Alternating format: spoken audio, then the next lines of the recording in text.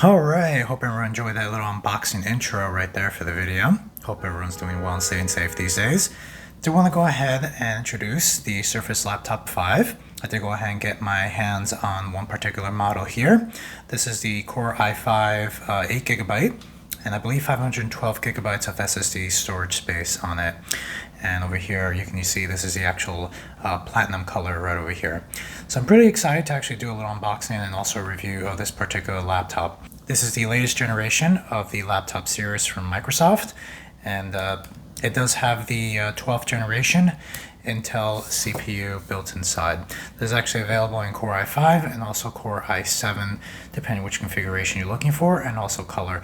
It does actually come in a couple of colors here. This one right here is the Alcantara Platinum, and I actually really do enjoy using these Alcantara style keyboards here. And right over here we also do have a basically your different other colors here. This one looks like it's going to be like a platinum metal, so basically without the Alcantara it's going to be like a sage color, your matte black, and the sandstone pinkish looking color, which I did a little review on the laptop 4 version of that particular color here. I'm going to go ahead and take a look at the keyboard here itself. You can actually see it pretty much actually matches the Surface Laptop 5. The trackpad I think has just been increased just a little bit. Everything else is pretty much almost the same. Good news about this, just like the previous generation of laptop here, the keyboard can actually be removed, believe it or not, and you can actually easily access a lot of the internals, cooling elements and whatnot inside. And of course, very important, go ahead and swap out the SSD drive on this laptop, so you can go ahead and push this up to 1 or 2 terabytes, as those SSDs 22030 form factor NVMe's, I believe, are become available, and actually the price of them have decreased quite a bit, which is really great. So you can definitely go ahead and change that out here, especially if you do have a good model like a 16 gigabyte tier and a Core i7. This will actually be a pretty good workhorse laptop to use. Maybe not particularly for really deep, like crazy 4K video editing, or maybe just extreme gaming, but you do have that option here to just basically go ahead and have a pretty good business style work laptop. As you saw in the intro video, the laptop actually did come with its little charger. It looks like a 65-watt charger right there, and just some other little details and pamphlets that's obviously available for any Surface product that comes brand new or renewed or anything like that. All a little documentation. Let's go ahead and take a look at some display settings over here, just to show you the full resolution of the device. You can actually see here it's 2256 by 1504. Pretty interesting and very unique resolution there, but it actually does show just how sharp all the items are. Even if you do push the icon size and everything up to the maximum here, you can immediately see, just move this window over, just how sharp the screen actually still looks, even when it's scaled at such a high percentage, or basically just a recommended one. Now, as I mentioned in other videos, 150 or the recommended sometimes can be a little large. You can actually see everything pretty much looks as if you're dealing with a regular 1080 or even smaller kind of laptop resolution here. So I'm going to go ahead and just put this down to 100%. And you immediately see just how teeny tiny everything actually looks. So you might actually prefer having this maybe on 125, or if you like. Personally, I'm actually enjoying the 100% view here. So maybe I'll just leave it at this for now, but maybe I'll just put it to 125 just for easier viewing for everybody watching the video here. So you do have that option here, and the resolution and some other numbers here. One unfortunate thing that this laptop does not have over the previous generation, actually the previous one didn't have it either, is that the refresh rate is not available in 120 Hertz. You can see here it's only 60. So this is actually a big negative here that I'm actually seeing. Having 120 Hertz available, just like the Surface Pro 8 or 9, would have actually been a pretty good upgrade over here. And actually, I'm going to probably get into that a couple of times here and there randomly, just the reasons to actually jump from a previous generation laptop to the Surface Laptop 5, whether it's really going to be worth it or not. And unfortunately, this really just works against it if the refresh rate has not been improved and still running at the standard 60 Hertz. Obviously, we do understand that the battery life gets used a little bit more. Battery life depletes a little bit faster when using a higher refresh rate. But if you can actually be using this plugged in, or you just really prefer over the basically the lesser battery life, you unfortunately do not have that option over here with the Laptop 5. As for connections on the laptop here, you can see we have a classic type USB Type A port right over here. Right next to that, we do have a USB Type C port, Thunderbolt connection right there. Powerful enough to go ahead and plug in a monitor or dock. I believe you can even plug in 2 monitors here, depending on the resolution. And we do have a classic 3.5mm headphone jack, which is kind of odd, considering that the Surface Pro 9, which was released at the same time as this laptop, does not actually have the headphone jack anymore. So that's something pretty curious to think about. And on the other side, we do have the standard Surface connection right here, basically your power connection to go ahead and charge your laptop, or a connection used as well too by the Surface dock. So if you're going to go ahead and plug this into a couple of monitors, keyboard, mice, Ethernet port and whatnot, the dock does have those options, and this is where your connection is going to go, while also charging the device as well too. Looking at the bottom of the laptop, we actually don't have anything here, no trapdoors or anything like that, no access points, just a little Microsoft here, and probably the serial number written over here as well too. You do see these little rubber feet, and actually if these are removed, you'll actually reveal the screws needed to go ahead and remove the keyboard on the top. So as I mentioned, there's actually been a little demo video from a presenter at Microsoft, one of their Surface presentations and events, where basically the keyboard is already loose and the gentleman just literally just lifts the keyboard right up to reveal the internals. Now I'm actually very tempted to do that in this video, but maybe not. Maybe in another video I'll definitely go ahead and go through the process of actually upgrading the SSD on this particular device, which also applies to older generations just like the Surface Laptop 4 and 3. Not particularly a benchmarking test I'm about to do here, but I just thought I'd go ahead and just open some applications. I already have Edge open, as you can see down there. Just go ahead and expand it. Open up Mozilla Firefox. Just open up some applications here. Microsoft Word, Microsoft Excel. I actually did not go ahead and activate this program because I won't be using it. It's just only for demo purposes. Go ahead and open up Acrobat. Maybe even get the Microsoft Store, which conveniently has this little icon down here, and just go ahead and pop up Task Manager as well. You can immediately see the memory usage is already past 80% and climbing just a little bit.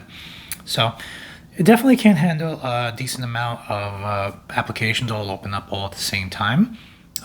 Basically, general use for this laptop will probably be just general emailing, doing some applications all open, probably a Word and everything else. Acrobat, of course, you can definitely see yourself doing Photoshop here and other things all simultaneously, even having like a YouTube video playing some chill out music, or any other music application you prefer to use. So pretty much handling pretty well. The applications open up, all of them are still open. I just clicked on the corner there just to minimize everything, and you'll see everything is still available for you to use. Definitely have used Alcantara style keyboards before, but I have to mention again just how wonderful of a feel the keyboard actually gives off. It's definitely more nicer, and a little nicer to just better to touch and handle than just a regular flat aluminum feel style keyboard, or plastic, or even some sort of metal. But the very professional feel when you're actually handling one of these, and I'm really happy to actually get my hands on a keyboard with this option here. I do wish Microsoft did have other colors with maybe, for example, the sandstone would have been nice to actually have Alcantara available. Might be an idea for the future, guys. But they went ahead and just put the metal option here. You can actually get this particular color platinum in metal as well too. But I still really like and enjoy using the Alcantara. Again, just very nice. Of course, it could be a little bit of an issue getting dirty and whatnot, or spilling something on it and then just not being able to just clean it off. But still, that actually really gives it a very professional feel. And I want to note that with the laptops here, and also as well as the Alcantara style keyboards that connect to the Pro devices and Go devices. So let's go ahead and do a quick typing test and also see how the keys sound like, and as well as the touchpad as well too.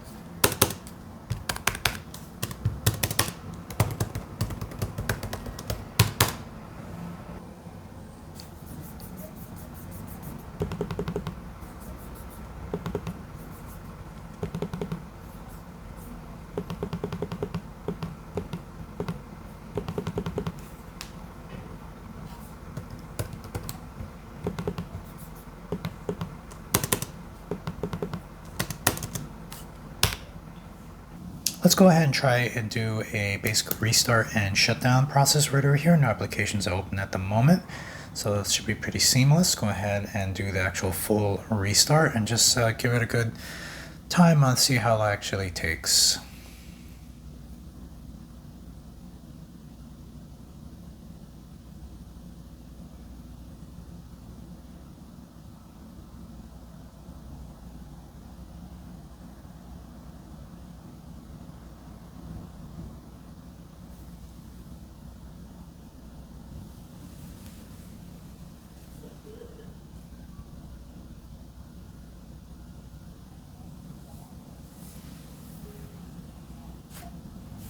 Alright, they have the volume down here quite a bit, but looks like the boot process probably took around 30 seconds, and basically from start to finish, from Windows, rebooting itself, and all the way right back in. So let's go ahead and do a shutdown. Obviously we do know that the shutdown process here, the option does enter some sort of deep hibernate mode, but just get a little idea of basically how long it would take. So right now it looks like it's shutting down.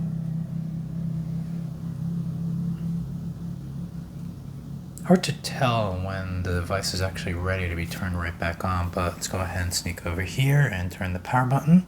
Looks like it's already ready, and shouldn't take any more than just a couple of seconds to just fully boot up. Here we are, it looks like just a little under 10 seconds once the power button is pretty much pressed.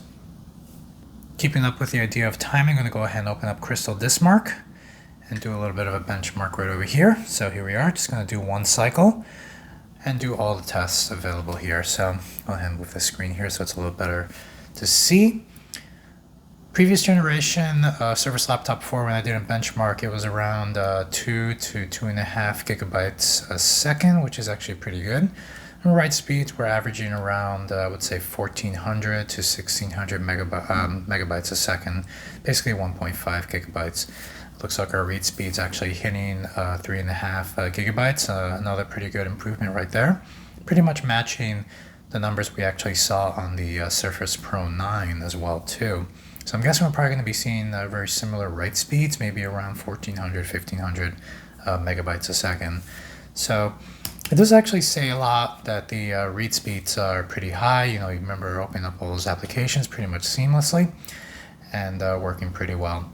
I don't believe it's the NVMe drive here is taking full advantage of Generation 4 SSD, definitely not Generation 5, since that would be, you know, hitting and surpassing numbers around 7 gigabytes a second. Generation 4 probably hitting around that number, 7 gigabytes a second.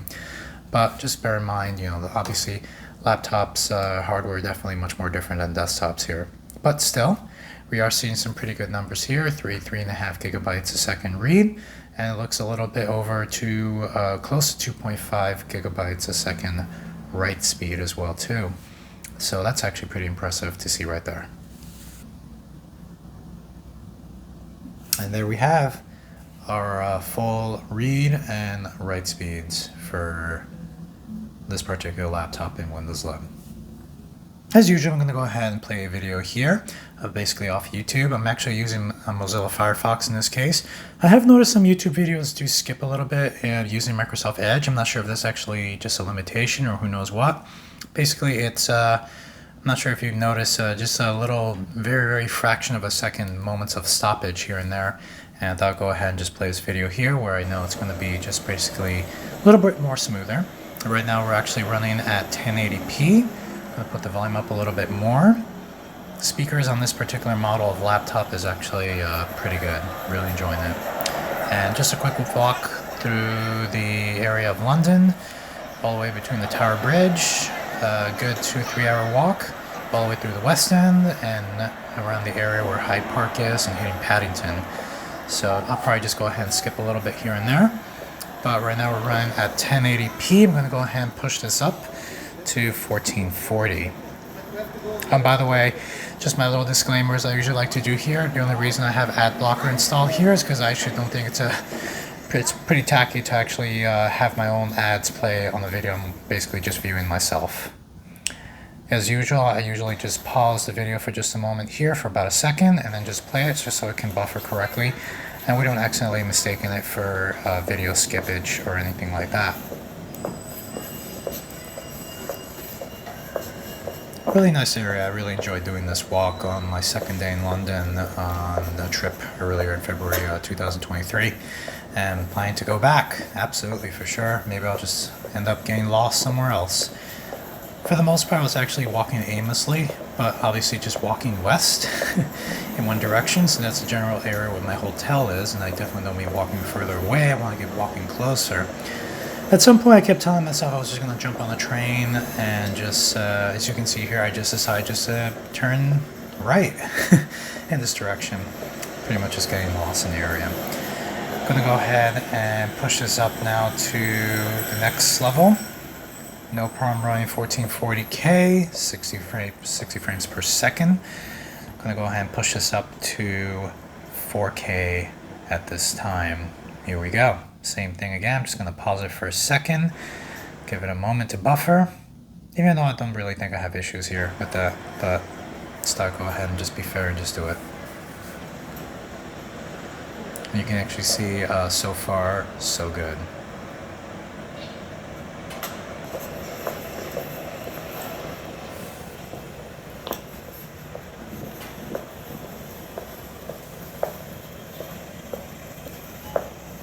Almost looks like this is IRS there. They're everywhere. During this walk, I couldn't help but notice how many Costa coffees there were. You can go ahead and check out the original video here. I'll definitely put a link below. But if you ever want to have a little bit of fun, just go ahead and count how many Costa coffees, or as I like to call the Pret a manager. Little takeout places there you happen to see in the video, because there's quite a few. I know I definitely walked past a good dozen or so.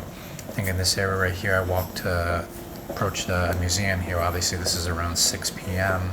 maybe 5:30, so the museum's already closed. But yeah, working really well.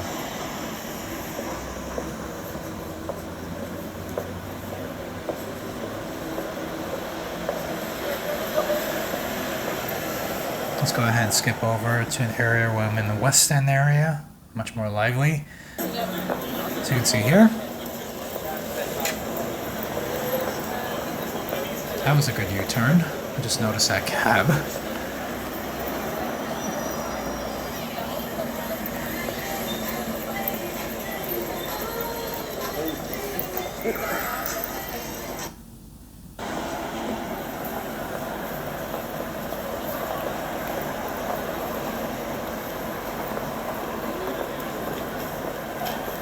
Welcome to London's West End, and working pretty well at 4K on the Surface Laptop 5.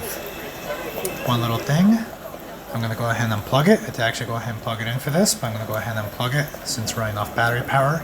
May reduce performance a little bit, so let's go ahead and see what happens. I'm just going to go ahead and unpause it, get it unplugged here, and here we go.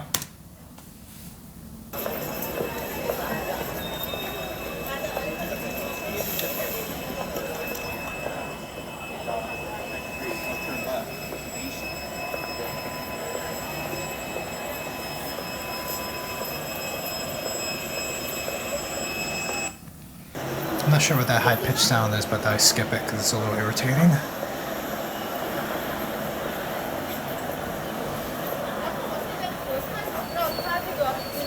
Let's put the volume up a little bit higher.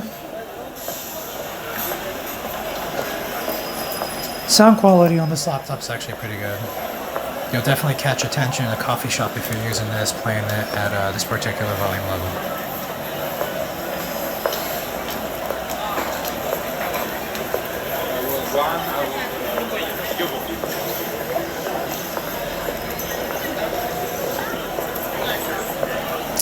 flawless, no skippage or any lag whatsoever. When Microsoft first introduced the Surface Laptop 5, I believe in the fall time of 2022, during the presentation when they actually mentioned it, the one thing I was very disappointed to actually hear, they didn't actually, well obviously they're not going to say, oh, we no longer have it available with the AMD Ryzen processors, but they just completely skipped it over, and later on you will find out that Microsoft did confirm that AMD Ryzen is not going to be an option on the 5th generation of the Surface Laptop series, which is unfortunate, and considering the fact that I actually do own a Surface Laptop 4, the previous generation, with a Ryzen CPU, and I actually found it to be a little bit more power efficient. Many reviewers online actually agree with that the Ryzen variant of the Surface Laptop 4 was actually more power efficient than the Intel variant. I mean, you definitely can take a look at that and see if the workload really does work a little better with longer battery life. But that seems to be the opinion and the review of many people. And actually, if you want to get your hands on the Laptop 4 refurbished, the Ryzen variant is actually usually sold out. I'm not sure if it's really possible to get it much anymore these days because, well, the Laptop 4 is already older and probably already been just phased out, and refurbished items on that particular class of laptop is probably not going to be available much anymore.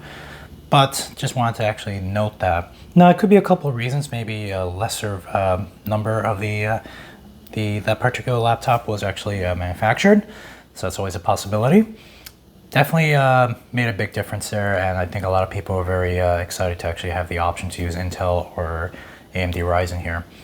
So unfortunately, when Microsoft didn't mention it at all when introducing the Laptop 5 and eventually they released it as well too, it was unfortunate that now we're just back to the single option of just using Intel CPUs. Not that there's anything wrong, but AMD Ryzen seems to be, over the last few years, really just going far and about with all their processors being released, and now mobile processors as well too. So I was really excited to actually see that option there. Unfortunately, it's just no longer an option here. So I just wanted to actually point out that this is the laptop over here that I actually got my hands on. The Core, again, 8GB, 512 gigabytes of SSD, which can be upgradable. I've seen NVMe 2230 form factor hitting 2 terabytes now. So imagine you having this laptop with 2 terabytes, or even one of your Surface Pro devices, the 7 Plus, the 8, the 9, the X even, being able to have that much storage space. So here you can go ahead and choose the different options you want for your Surface Laptop 5. Again, there's a sandstone color, but as I mentioned, it's not going to be available in the Alcantara color that I mentioned earlier. So, but you know, the laptop still looks really good. Go ahead and check out the Surface Laptop 4 review that I actually did some weeks and months back. If you'd like to go ahead and check that out, I do have a review on the Surface Laptop 4 in sandstone color using the Ryzen processor, and also another laptop in the black color over here using the Intel processor. Let's go ahead and open up the Surface app over here. It comes pre-installed on all Surface devices. And you can see here immediately just introduces telling you welcome to your device, in this case the Surface Laptop 5.